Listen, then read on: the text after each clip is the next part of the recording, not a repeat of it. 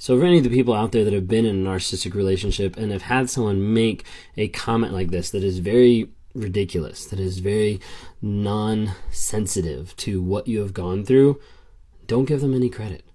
Don't give them any count, because at the end of the day, like, yes, there's an aspect of being a victim the first time, and then the second time you're not a victim. Like, yes, there's an aspect of like, okay, you can see what's going on, but there's also no account and no thought process of what about the manipulation, the gaslighting, the making you think that they're changing, that something's actually different, or the potential of like, hey, I've seen this happen. They've future faked me. They've gaslit me. They've love bombed me to the place where I think there actually is something there.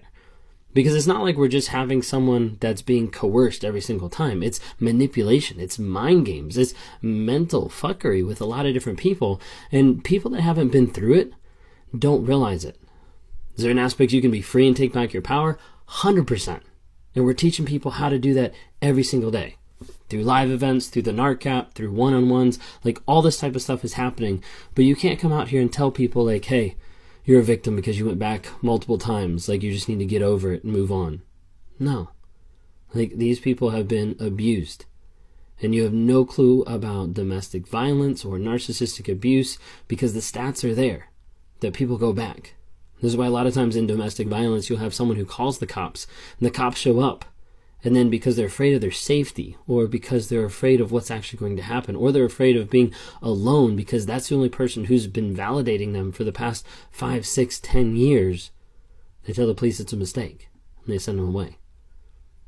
If you have someone in your life that's treating you like this, or that's saying stuff like this, it's not a person you need to have around.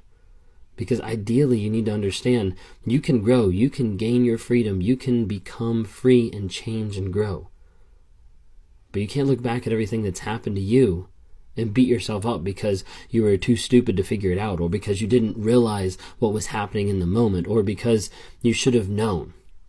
A lot of people look at the past and they're thinking like, man, I'm so stupid for being in this relationship for that long. I'm so stupid for putting up with it for so long.